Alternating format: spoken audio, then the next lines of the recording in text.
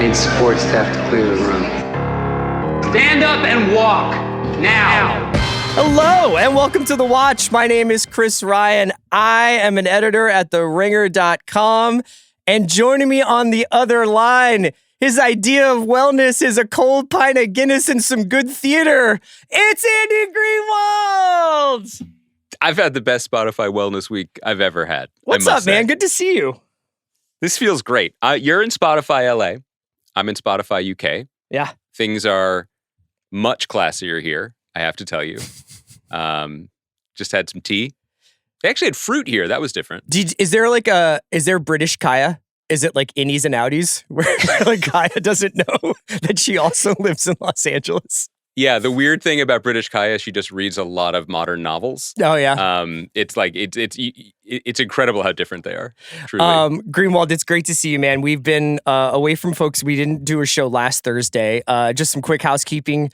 Watch us on Ringer-TV on YouTube. You can watch us on the Watch feed on Spotify as we are on video on Spotify. Follow us on Instagram, thewatchpod_. Email us at thewatch@spotify.com. I now memorize all of those data points. It's Chris, is my feed available only on spotify.co.uk, or is that were you able you to have to get a streams? VPN and bounce the signal around a couple places, much like the cyber attackers in 0 Day, which I think we are going to talk about a little bit, the new Netflix show. Andy and I are also going to talk about White Lotus, but I thought maybe, do you want to start at Severance? Do you want to do a temp check at Severance? No, I want to start with White Lotus. Oh, okay. Let's start with White Lotus. Or do you want to talk, do you want to do any cultural check-ins of the general, I know we have a lot on our plate. We have a little bit of a clock today. I'm trying to think if I had any mad, crazy observations over the weekend. It was a kind of a hoops-heavy weekend in the solo Ryan household. So if you want to talk Ant and you want to talk Shay and you want to talk Jimmy and Steph, I'm here.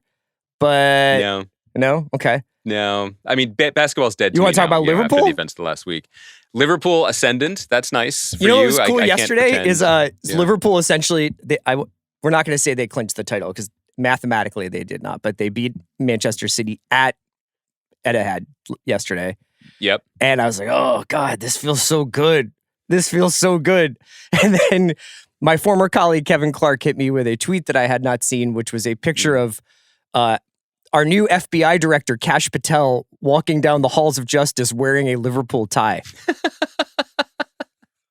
I mean, is that better or worse than when I found out that Justice Samuel Alito is a diehard Phillies fan?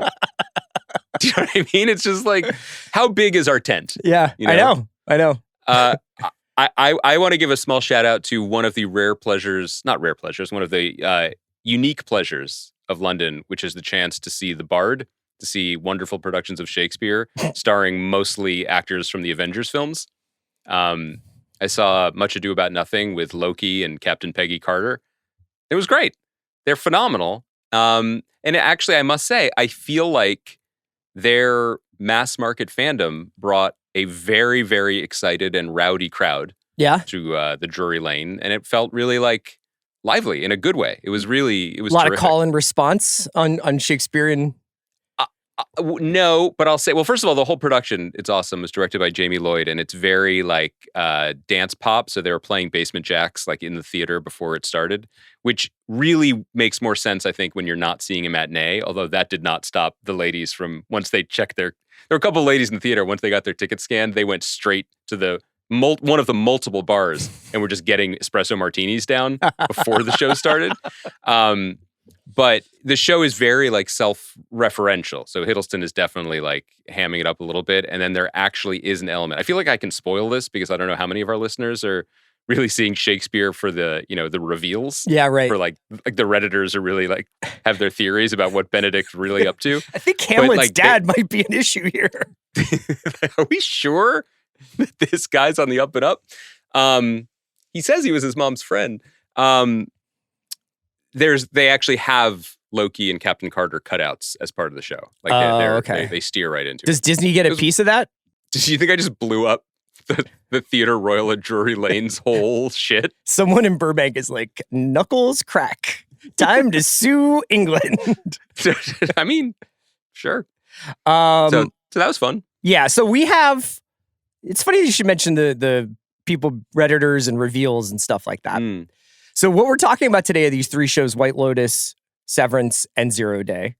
Yeah. And I definitely think I would recommend not watching these 3 clustered together, because what happens is, especially with Paradise kind of by the dashboard light over there, like on Hulu. Paradise just got renewed, by the way. I saw that. As a personal statement, I think I may need to take a time out from Paradise, if only for this reason, Andy. Okay.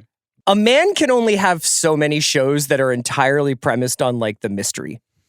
Yeah, I'm ready for this talk. Let's do this. And the creeping, crawling, like inch by inch, like we didn't know this about that guy. Yeah. And that, yeah. I sometimes forget, because you and I love these kinds of shows generally. We love chatting about like, oh, what do you think's going to happen here? And what do you think that meant? And stuff like that. And historically, like, we wanted to know who killed Laura Palmer. And we wanted these crazy kids to get off that island. And then all that get back. stuff. Yeah. I wanted to know what method of torture Jack Bauer would use that broke the Geneva Convention. That was my mystery box. But I felt like there was a little callback to 24 in 0 Day, but we'll get there. Yeah. But it's kind of interesting to watch multiple shows at the same time and realize that there's really the part of your brain that it's mostly engaging is guessing and trying to keep up with or get ahead of the plot. And I'm not sure it's my favorite way to watch TV. It's certainly not the only way I like watching TV. Do you understand what I'm saying, though, when you... Yeah, so I think that there's been a movement. I mean, there's a word for this kind of thing now that you hear in a lot of different fields, and it's gamify, right? Like, how can we gamify this experience? How can we make... And you hear it a lot, like, in the people who work in these larger companies when they're trying to develop their IP for amusement parks or even for theatrical events. It's like, how can we draw the viewer or the audience member or the customer in? Well, apparently in a way that it's is Basement stickier. Jackson espresso martinis is how you. That's all I need. And for me, to be clear, it was watching the people drink the espresso martinis. It was 2:00 in the afternoon. Yeah. I like to have my espressos before it and my martinis after it, and then the theater in the middle. But I do think it is potentially. Okay, whether I like it or not aesthetically or artistically is one thing, but it does seem to be, there does seem to be some intentionality behind it in terms of how do we stand out? How do we get people to pay attention? How do we get people to put down their phones or make having their phones part of the experience because they're cross-referencing things and looking things up on Reddit or asking questions? Like, these are all artillery in the war against the entropy of our attention. So I kind of get it. I think, though, what you're also responding to is the balancing act. And in all 3 shows you mentioned, I think they are of varying degrees of quality. I am fans of them not in the same way. But I wonder if what you're saying while we're talking, for as long as we're talking about them generally, is that you feel the creep of gamification even in a show like, I'm going to guess, White Lotus, which, for example, I have never once watched for the mystery. I'm not saying it's wrong to do it, but I don't really care. I'll take I watch it a it for the step vibes. further and say that I felt the creep when I was watching The Pit most recently. We're not going to talk about The Pit today, but I was like... That's because I haven't recovered from the last episode. I think I'm still looking for the kid with the kill list. You know what I mean? Like, and I'm like, why am I trying to solve this show that routinely hits like these incredible heights of dramatic honesty in some moments? Yeah. Where, like, why am I trying to, like, piece together some sort of, like, grand plan of The Pit, which also got renewed, we should mention. Yeah. But yeah, when I watched White Lotus... Your original moment of that, Chris, sorry to step on you there, but your original moment that listeners will remember is when you just couldn't wait for Reed Richards to show up in New Jersey in WandaVision. Like, you still aren't over that, and maybe every day since then. It hurts so bad and so good. Okay, so let's talk about White Lotus in this respect. I find myself, when I'm watching the Walton Goggins plot, for instance, which is this guy Rick, who is at the White Lotus, but seems to have ulterior motives for being there. And he is with his girlfriend Chelsea, and they're beefing. Although she seems to be this angel who never really takes the bait when he's being an old hag about stuff. He calls her an idiot, and she's just sort of she's just like, oh, you're no fun. But I guess I found my brain going towards trying to solve him rather than let it play out and enjoy the moments and maybe that's because some of those scenes with him specifically, with Rick specifically, feel like there's something missing or there's something that I don't know. So that obviously activates that part of your brain, but it isn't like just watching Alexandra Daddario get read to by Sydney Sweeney, which, you don't necessarily, it's not like, oh, what an amazing portrait of these women in these different parts of their lives. Yeah, I thought you were just choosing a very particular Reddit fetish that maybe I wasn't aware of. Sydney Sweeney reading Sid reads. Yeah. I mean, probably. Yeah. Well, okay. So let's take the general conversation aside and talking specifically about White Lotus. Like, I really love this episode. I've loved both episodes this season. I think, again, certain viewers' mileage may vary. Like, I've never watched any of these seasons for the mystery. And in fact, I found the rhythms of this episode to be, kind of soothing and, if not a little bit intoxicating, because so little quote unquote happened. Like, there's the suggestion of mystery. There's the very clear underlining of the potential fissures, like between the three female friends, like what their criticisms of each other are, and then Leslie Bibb is the sort of willing hinge point between the two of them. But specifically with the Rick thing, I feel like there's pretty much just as much mystery there as you're interested in, right? Like he in his kind of failed meditation session, which I thought was a really, really well written and performed scene. He's like, what is it? He says basically that his father was killed, right? Yes. That his mother, he didn't know his mother, and his father was killed. So that takes off the major theory from the first episode off the board, that the husband of the White Lotus owner is somehow his mysterious father. Instead, now it seems like maybe that's the guy who killed his father, or there's some criminality connected to it. I didn't feel like I needed more than that to understand, where he was moving to. Mm-hmm. And I don't know, maybe there's something about like the tropical torpor of the place that's just keeping me super calm. Yeah. About any of this. I felt like this was almost episode 1A, and what this episode did really well was convey jet lag and convey different ways how different people sort of cope with jet lag or get over jet lag. And I know that wasn't even explicitly what's on like none of the characters are like, I'm so jet lagged I have to do X, Y, or Z. They're definitely getting used to being there, but people treat disorientation with different things: alcohol, drugs, sex, exercise, being miserable, shopping. That's what we see on display there. I guess my major question was, you talked about how you've watched White Lotus in the past, how much you love this show. I also love this show. Do you expect to laugh at this show? At or with? What's the difference when it comes to this? Well, I guess you tell me. Oh, I mean, I guess I wondered, and I feel like my question was kind of leading, because I think there are moments that Mike White is particularly skilled at navigating, and like this is kind of baked into the Jennifer Coolidge of it, which is like, does she just exist in a more broad comedic universe and we're sort of laughing at her foibles, or are we actually empathizing with her and feeling with her? But I feel like what you were asking was like, do I enjoy the show as a comedy? Yes. I do. And I think that there's different types of laughter within the show, because there is the outright laughter of some of Parker Posey's performance choices and some of the lines that she delivers. But I also feel like there's a very, very specific kind of laughter that Mike White engenders, which is recognition. Like the moment when, like the Leslie Bibb hinge moments that I was talking about, when they're like, oh, we love her. We don't always love her. The second the other person leaves, yeah. Yes, and then when it happens again and she pivots and says the same thing in the other, in the other direction.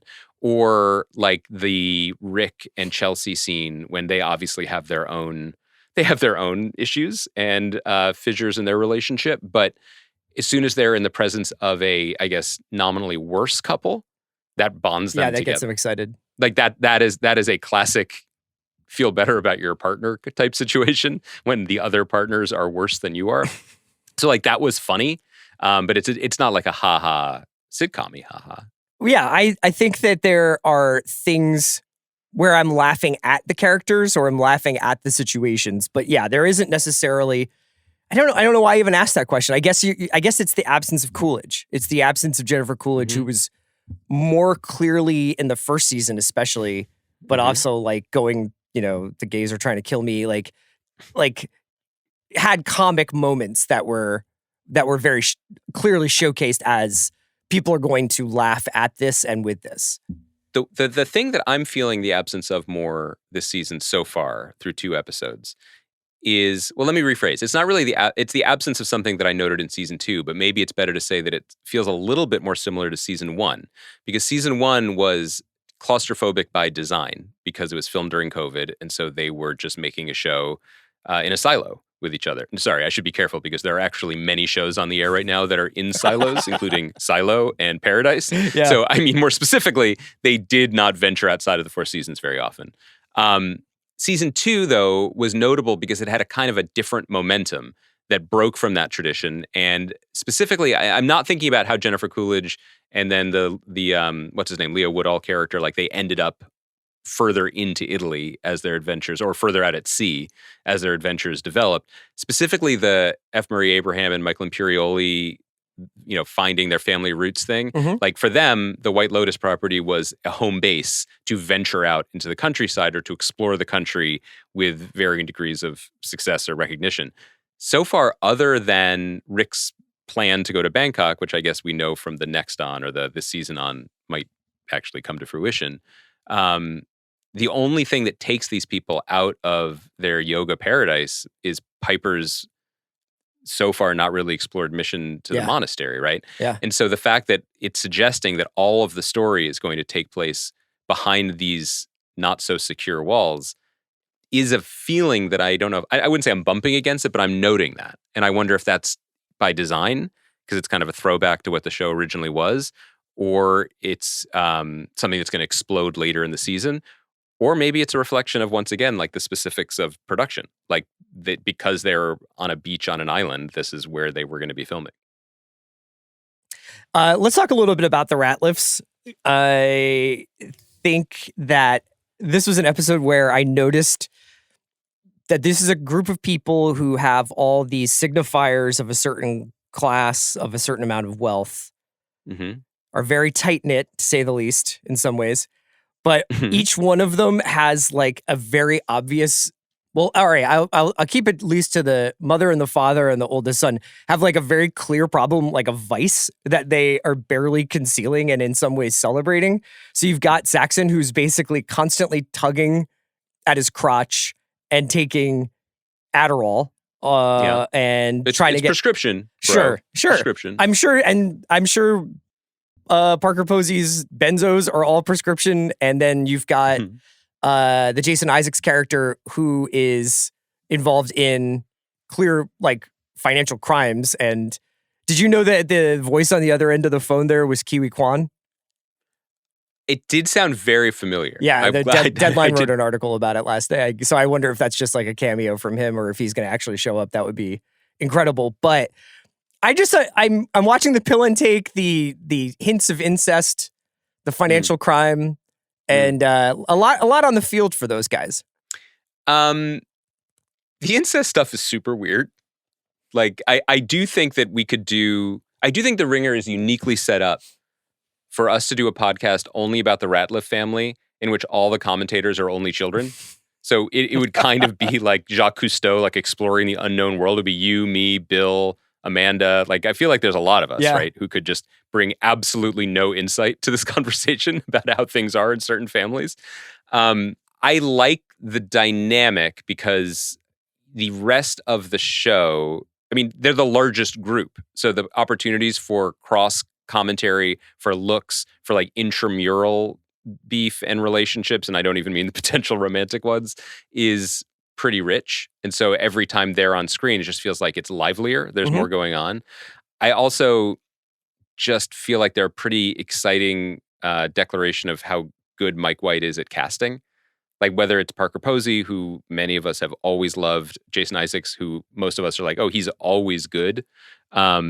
To to people like Sam Nivola, who's the son of actors I like a lot, Alessandro Nivola and Emily Mortimer, or Sarah Catherine Hook, who I've never seen before, but I think she's great at Piper, or maybe his master stroke for this season, and I do emphasis on stroke, maybe emphasis on master too. I can tell you kind of want to get back into blogging about TV because your puns have really kicked it up a notch in the last I think the other weeks. difference is that we're recording this after a full work day and it's 5:15 for me, so like I'm finally going. Like I feel like we've been recording early in the morning and I thought I was more of a morning person. I think I'm wrong. Well, that would be great for me. I hate the mornings. Yeah, but the people, they want our takes, we just can't deny them. Sure. Yeah, they're just hitting refresh. They just can't wait. Like I say this with as much respect as I can and with all the caveats that he might be a lovely person.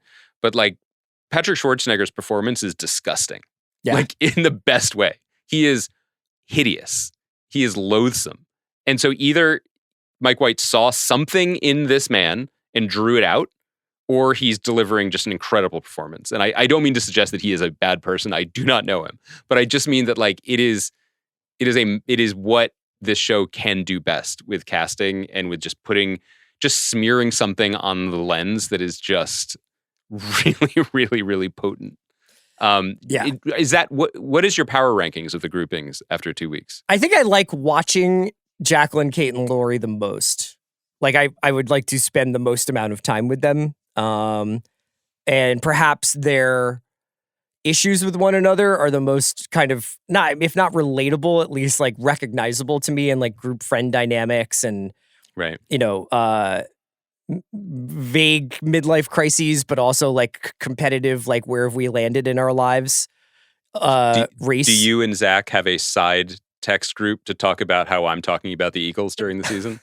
Is this how I'm going to find out? I mean, I wouldn't blame you. I'm not well. I just wondered if that was. Can I ask you one other thing about that storyline? Those three. Yeah.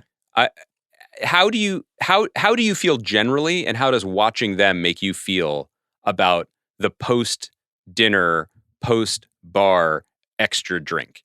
Because Carrie Coon's character is just like Lori. She just has the wine glasses and the extra bottle in hand as soon as they get back to their room. Mm-hmm.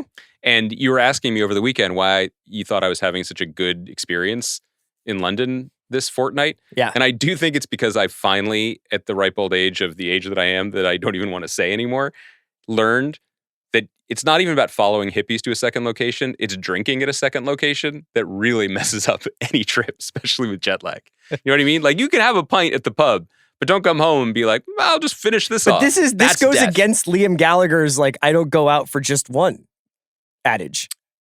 So if we go out, we go out for hundreds. Do you generally live your life according to Liam Gallagher's adages? Do you think are you saying that it's the second location or the amount of beers? I'm not gonna get into the weeds and argue with you about amount of beers. I don't judge. I'm just saying the killer is the Lori. Yes. Because they've been drinking all day. Then they have drinks at dinner, and then as soon as they get back to their room, she's like, whispering angel, anybody? Like, it's just free flowing. And for what it's worth, when, what's his name, the German manager is like, how did you all sleep? And they're like, we slept amazing. I was like, please tell me your vitamin routine, ladies. That's Ambien and white wine, man. That's how it goes. God damn, I guess that really works. Yeah, I think I like watching Jacqueline, Kate, and Lori the most. I think the Ratliffs are the most, I guess, like the most dramatic, just because they've got like this weird sexual thing going on. They're a family in crisis. They just don't know it. Yeah. And then I think with Rick and Chelsea, it's just why they are the way they are has not been explained yet. Right. So I'm waiting for that so I guess I'm waiting. And then the kind of the X factor here, which we only get like, I believe 2 scenes of it in this episode is the Natasha Rothwell Belinda character, the returning character from season 1. It was interesting. I saw some online discourse about whether or not White Lotus season 3 was taking place before season 2, like on a timeline. I truly don't think it is. No. But her presence, what her kind of like, where she is now after Tanya, after that experience. And, obviously she recognizes Greg and then, or at least seems to have some sort of like, I think I know that guy. In the scenes from next week, she does actually walk up to him, and yeah, I think she's sort of the X factor, and whether she starts interacting with these three groups will probably bring a lot of the drama together. But I have not watched ahead.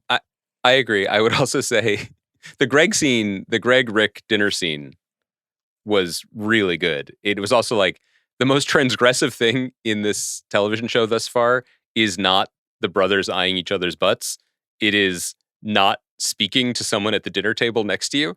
Like the fact that they're both just being alpha dickheads.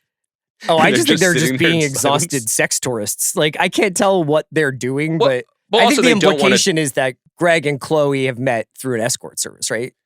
It's beyond implied. I mean, that's what Rick says. But beyond that, I just mean that they are being very, very rude to each other. And I guess it's because neither of them wants to talk about what they actually do for a living to get there. Nobody wants a friend. But by the way, this guy talk and Mooka Rager will not stand. Like, protect guy talk at all costs is basically how I feel about this. Maybe not the best security guard, though. But a great guy. And like, what do you value more? I think if Guy Talk was on a Taylor Sheridan show, I think he would have been demoted. Oh, so do you think he gets completely distracted by Valentine, and then like the guys like rush in to get the jewels? You know, like, I mean, you gotta really always be frosty when you're manning a post. But in that moment, he's being offered tickets to like a cool martial arts competition. So you gotta like. I was reading. There's a really good interview with the actor Taimi. I'm so sorry. I'm not prepared to say his Thai surname, as we say here. And it's in Vulture. And this guy is, first of all, it's fascinating. He was an actor in a lot of martial arts movies. He was like a finalist on like a America's Got Talent singing competition in Thailand, but then has basically been a bodyguard full time for the last few years before he got this job. And so he was told not to look too buff because he's actually super buff. I think he's doing a great job being charming. But also he was giving same issue where like when I do this pod, I feel like I have to mask my muscles. Your muscles? Yeah. But then also he was giving advice on the bodyguarding because that's what he's been doing before this. Uh-huh. That is an unlikely arc. Actor to singer to full-time bodyguard to star of popular American television show. For sure. I don't think we're really in the like, what are we doing here? What's this season about? What are we like? Where are we going? I'm happy to be floating along right now. I think they're focusing on wellness and the idea of fixing yourself and repairing yourself. I think the metrics that the three women have and how like they all got told the same thing about how special they are. And, obviously the different reactions that the people and the Ratliff family have to various efforts to heal them and what they want out of those things, whether it's sexual pleasure or transcendental experiences or whatever. But it's just kind of like I have not like formulated any kind of like, obviously White Lotus is about this season. Thoughts? Well, I think to me the most important scene, if you want to use a overinflated word, is Rick's treatment session with Amrita. Yes, right, where she's basically saying, for people who've explored anything in the realm of meditation, like pretty 101 stuff about like dog, the version. Didn't know we were gonna get meditation splained. I'm not saying I'm good at it. I'm just saying that the idea that like we create the self and that the self might be a prison. I'm sorry to break it to you live on air. I'm curious to see what Liam Gallagher would say about that. Is pretty he would standard say stuff. We are going out for hundreds. I'm just saying that it's a great thesis statement. Or antithesis statement for this show, because every single character on any season of The White Lotus is just profoundly trapped by the prison of their self and generally unable to get out of who they are, whether they're, in every season, characters go on vacation and become themselves. Like no matter what, who they were is following them. And that in particular for this season feels even extra charged because what we're seeing at a retreat that is dedicated not just to escape, but to that sort of impossible modern idea of wellness is just how much free will and free choice just gets in the way of it. Where like day one, they're like, we encourage you to live present moment to moment here and be undistracted. Please give us your phones. And then they say no. And they're like, okay, yeah. Could you just talk here? Right. Could you move a little bit further out? And similarly, like you could spend half of your day being massaged or whatever, but she's, Parker Posey still gobbles a couple of Xannies before to do her own relaxing before the relaxing. Everybody's drinking all day. That shot of Jason Isaacs just pounding the treadmill while a wall of glass protects him from absolute jaw-dropping natural beauty was phenomenal. I know. Like I know we're going to steer into other shows now. I feel like I'm so interested in your larger question about like how each of these shows engages with us, like and wants to gamify itself or distract us or demands attention to parts of the show that might not, or an engine of the show that might not be a priority. White Lotus is experiential in a different way for me. Like I am very, very at peace while watching the show. I'm not tempted to not just run my brain, but even to like second screen it because the scenes are very sharp and very well observed and very consistent. He just knows how to move us from scene to scene. And I always feel like the scenes this is very granular, but like, I feel like all the scenes are of a very smart length. Like they convey the information, they convey the character, and then we move on. Would you say that? How would you describe the length of scenes in 0 Day? I mean, should we segue? No, I want to talk about Severance first.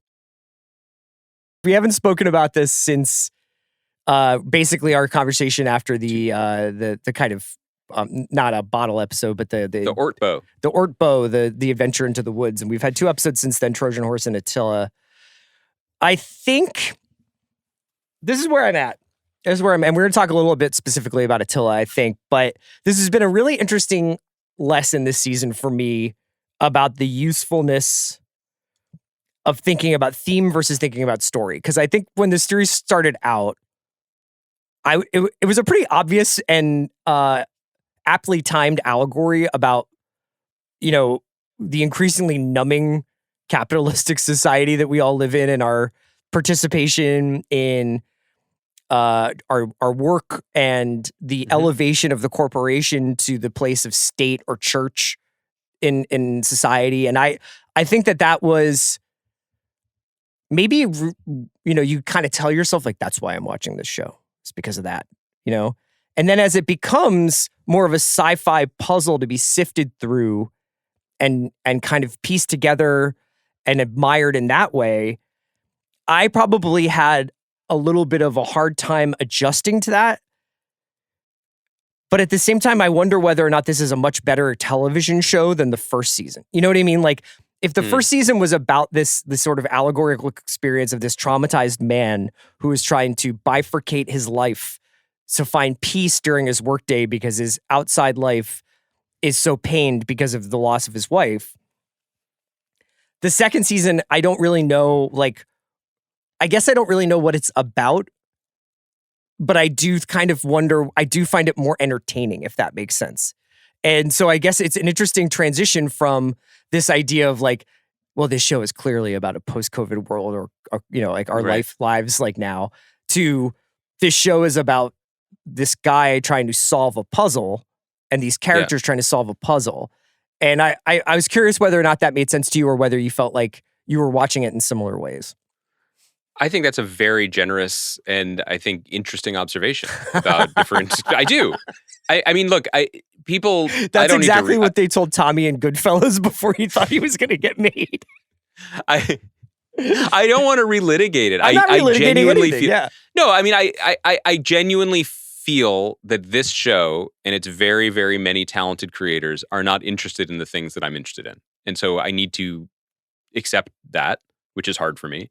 And I think it's harder for me for some of the reasons that you've alluded to. Like, it's harder for me because I think there's so much potential there. There's so many things that are intriguing there.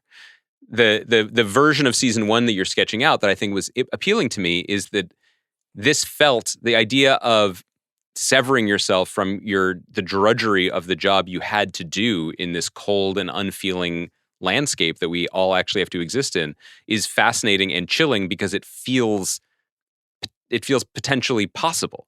Like, to that end, if they were working for Amazon, I think it would be a really, really compelling and interesting show, or an Amazon analog.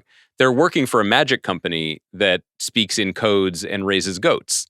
That feels less interesting to me and less applicable to our world. Now, the other thing to note that is that the first season was made not just into a vacuum of COVID, it was made into a vacuum of, I wonder if anyone will like this or respond to it. That question has been answered. And so the second season is coming from a place of, we are now telling a larger story, and that story may change or escalate or whatever over the next multiple seasons, which is a different thing. So to say that, so for me to be like, it's not interested in what I'm interested in now, and I don't like what Lumen does, that could all change in the next few episodes, and I'm on board to see if that's the case.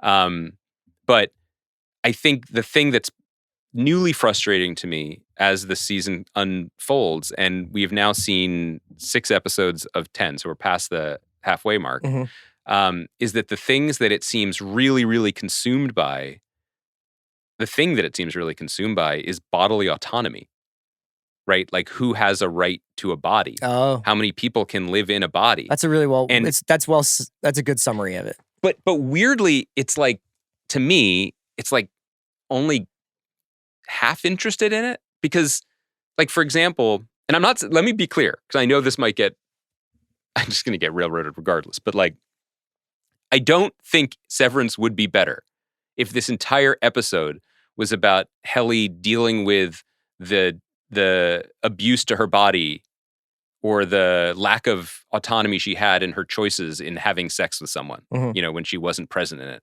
I think that would be a very, very challenging show to make, and maybe even more challenging to watch. But they kind of nudge up against the glass of that. And the takeaway was, that's cool that this vessel was used to sex somebody. I'd like to do it too. So then they go do it under a desk. And I'm like, I understand why, for the show to flower and have lots of plots, like, they need to do whatever the indies need to be able to do whatever they want, whenever they want. It creates an incredible love triangle between only 2 people. But wait, just to finish that thought, it's like, I understand why they're allowed to run free for plot and story reasons, but they're just running free and fucking under desks. I mean, like, I have to assume at this point, with the sheer lack of work that they're doing, that they're... one of the things, I mean, like, I don't really get tripped up on this, but I would have to imagine in a company like that, not that there's companies like that, or that they're like, you would just be under observation, and you would be aware, right, that these hall passes and this assumed freedom that you have is actually part of the experiment. Or Patty Arquette's right, and ever since she left, standards are really slipping. Because our man Seth's just like trying to get his paper clipping better, trying to improve his paperclip skills. Yeah. So anyway, this episode though did steer it towards this idea of love triangles or quadrangles or rectangles amidst multiple people with fewer bodies at play, right? And between those two, I found the Dylan love triangle with his wife much more interesting and spicy and compelling and kind of affecting. And part of that is just how much... the exact opposite.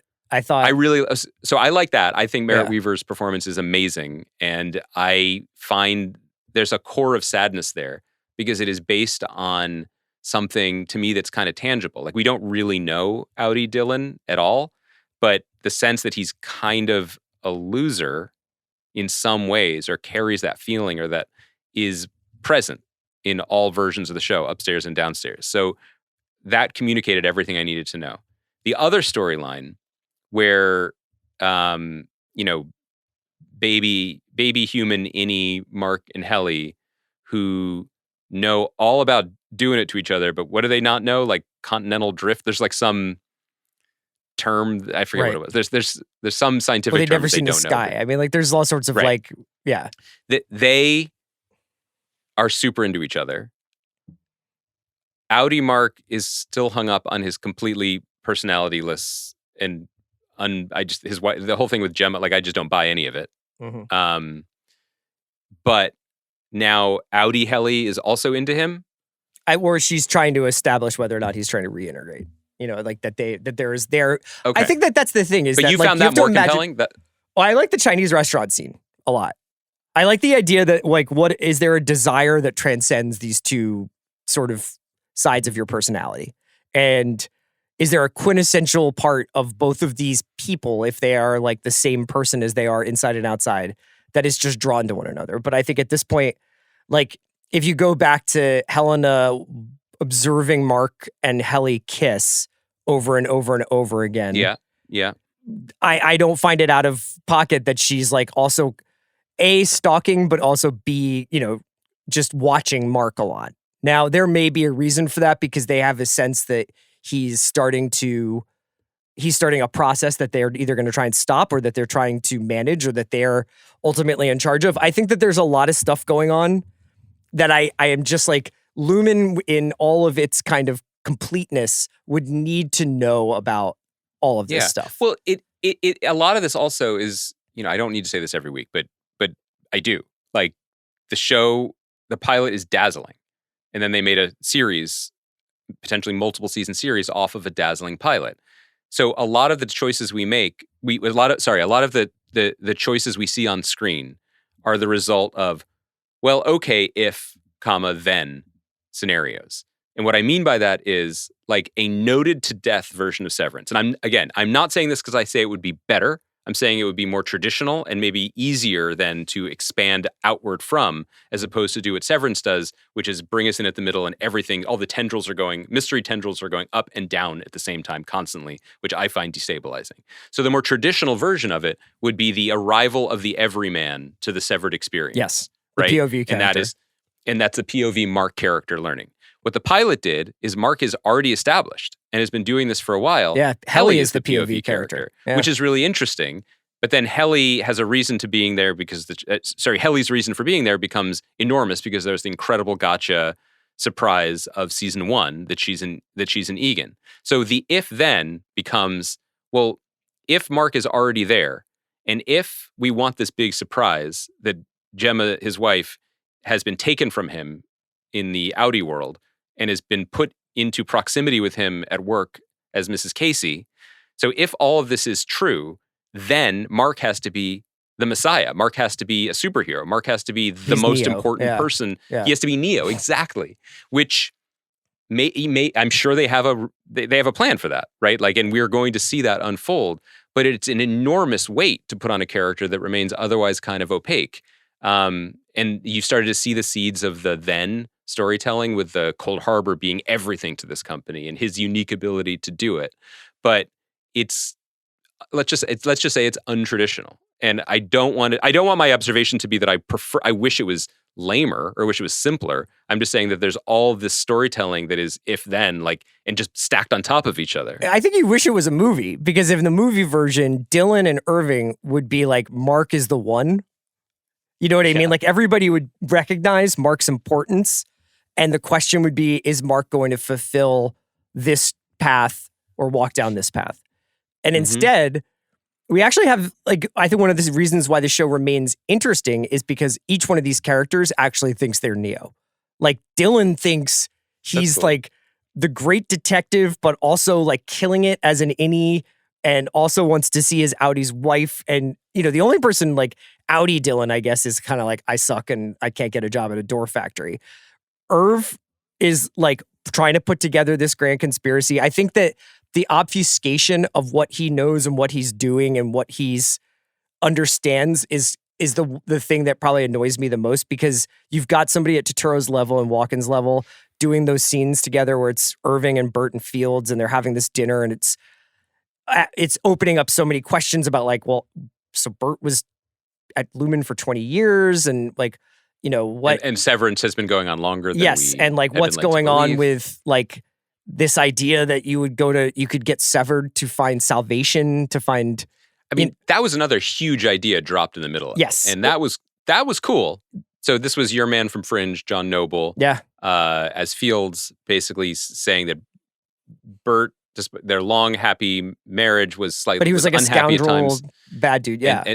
And so he severed because their church leader, the minister, I don't remember what they said. It's basically leader like of their congregation. We didn't want to I didn't want to go to heaven without him, so I needed him to be saved.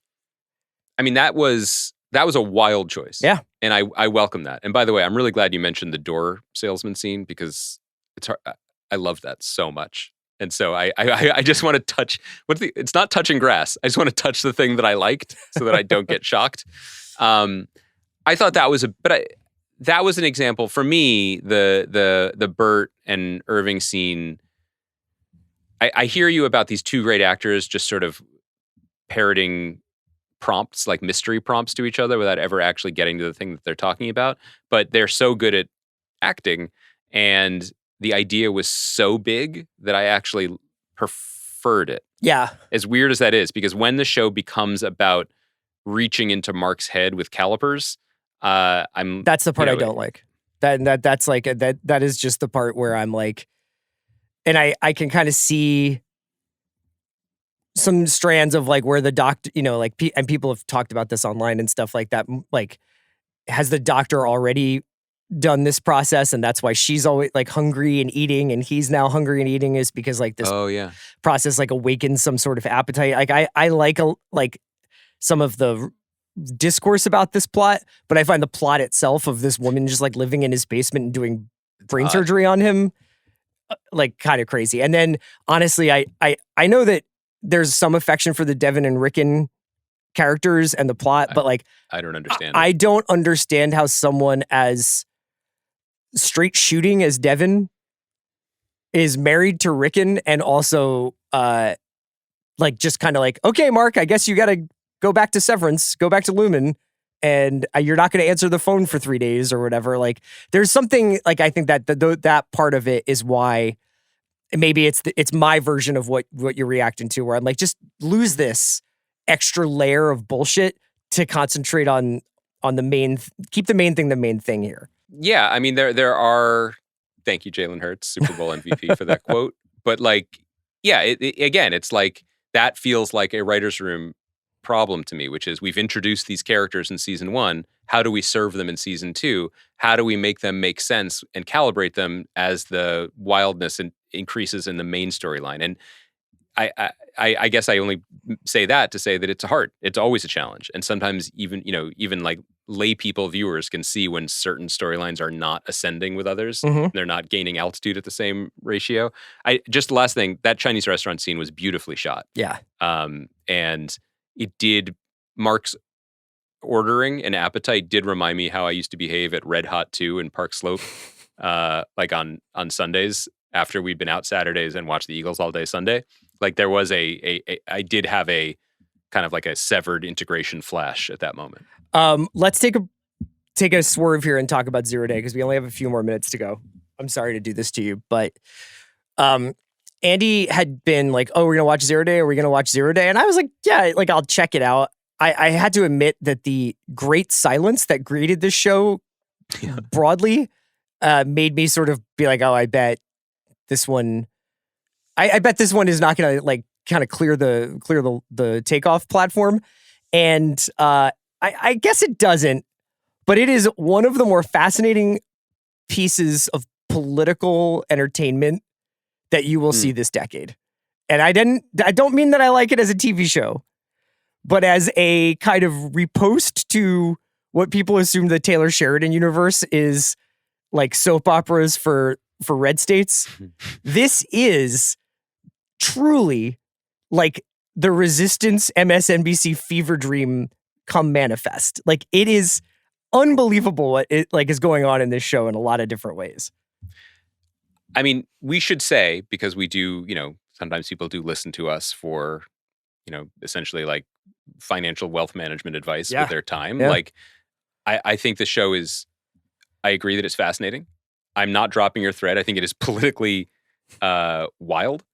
I also think that it is very bad and very clumsy in ways that are kind of shocking.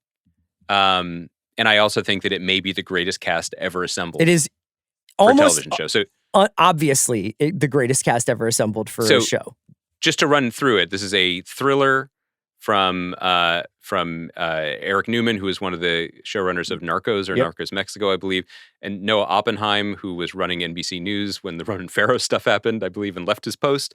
And the idea is a ex-president played by noted television star Robert De Niro is called in to run the investigation when a terribly deadly hacker attack causes a massive casualty, cyber attack.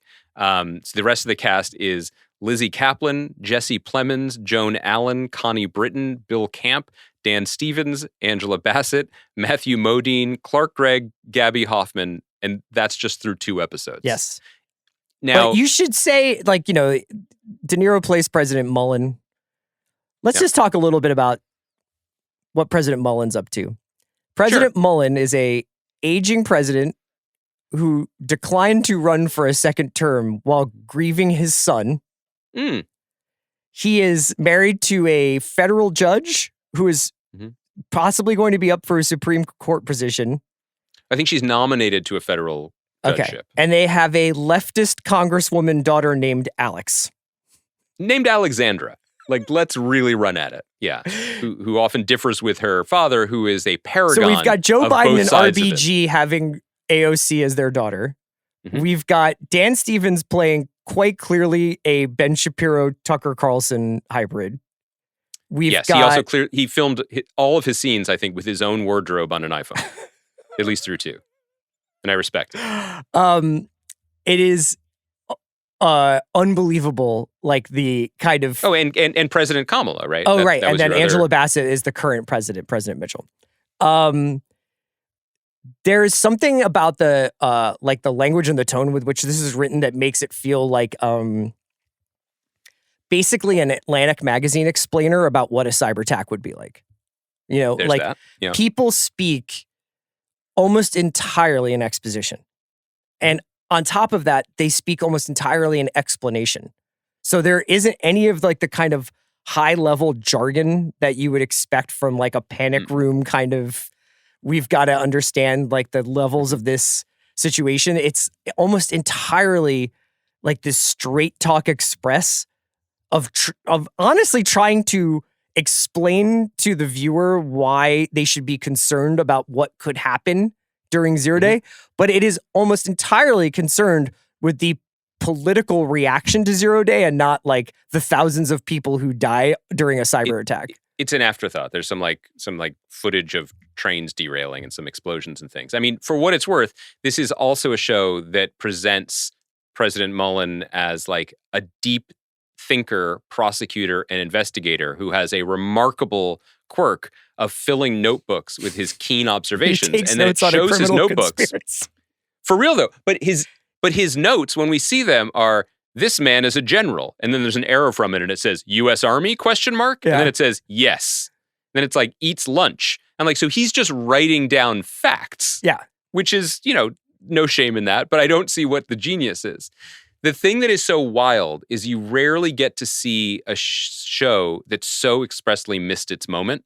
So the foundational ethos of this show, I mean, I think it fails as a character study. I think it fails as a thriller. I think it fails as an action entertainment. I think it kind of fails as in the 70s, lots of famous people did like The Towering Inferno, and that a Netflix miniseries is the modern day equivalent of it. But no way does it miss bigger than having a show that central ethos is this isn't who we are, which is what President De Niro gets to say in front of cameras. Oh, down on Wall Street, practically in the shadow of 9/11. Yeah. Yes, and a place where it's just like, let's blame the Russians or radical leftists, but really we need to come together. And I'm like, this show has been released into a moment when it is very clear that this is exactly who we are. So watching this show is a little bit like when my dad calls me like high on 4 hours of MSNBC. Yeah. And I'm like, this is ringing real false right now. But then on top of it, it also then like tries to make it a psychological thriller. At the very end of the first episode, it's like, to keep the analogies in my family, the first episode alone reminds me of when I take my young children to like a 16 handles yogurt place, when the choices are fill this bucket with anything, like it's not that it's paralyzing, it's the opposite of paralyzing. Like every flavor gets at least one pull, as does every topic. And I'm like, I don't think ultimately it's better because you tried everything. And that's kind of the way I feel about this show. I want to talk more about it as we get deeper into it, but... we're watching it? Okay. Oh, no, we don't have to watch it. I think the last thing I would say is your point about Towering Inferno is really good. I was also just going to say it's directed by Leslie Linka Glatter, who's like a veteran television director and has done a lot of cool work before. There's something like... It's very weird how much this looks like a very flat TV show. And I don't know why that wound up happening, whether it's because they just couldn't do a lot of setups because of the scheduling issues with the cast could probably come in for like a certain amount of time and then they had to go. But it's wild, man. There are weird things where you're like, I think you're onto something where it's like they were trying to make a meal out of whatever ingredients were in the kitchen or available to them. Because there's some stuff in the end of the first episode into the second episode where it's like, just like sort of very stylized, suggesting that the president is having nightmares or it's not like he's full having control of his maybe faculties. Senile. And they do a thing where it's like he's in his office and then the shelves are empty. And then 4 books come. Yeah, he's filling his mind palace. Yeah. Yeah, and I'm like, this isn't as exciting as you think it is. It's like, similarly, the second episode spends a weirdly large amount of time explaining how they got the real estate for the 0-Day Commission. They're like, CIA, it's just like, we've decided to take over this hotel. Yeah, and they're like, and also we have the hotel across the street, and also we're plugging in monitors. I'm like, that wasn't my number one concern. Like, you could have just walked into a building and been like, 0-Day Commission, let's go. Yeah. Similarly, like, President Mullen's cell phone, without really any explanation, has its lock screen changed to the 0-Day Commission. Yeah. I wonder if they issued him that phone. Like, that was one of the perks. It doesn't, no, because all of his numbers are in it. It just doesn't strike me as a thing that this president would spend a lot of his time doing. When he's like going through his contacts, he's like, let me call him Assad. Let me call him Assad. You know what? First, let me switch the wallpaper on this bad boy. I think we should keep watching it. I also think charitably that actors take projects for many, many reasons. And maybe some of these actors got a call and was like, would you like to spend the summer in New York City getting Netflix money to work with Robert De Niro? And I feel like that is an easy yes. Greenwald, we got to wrap it up here. It was great to see you. Thank you to Kaya and CT for producing. And we will be back on Thursday in some capacity. I love that. I might not be with you, but we will have a show and I will be back in America by next Monday to really get back into it. Take care, guys.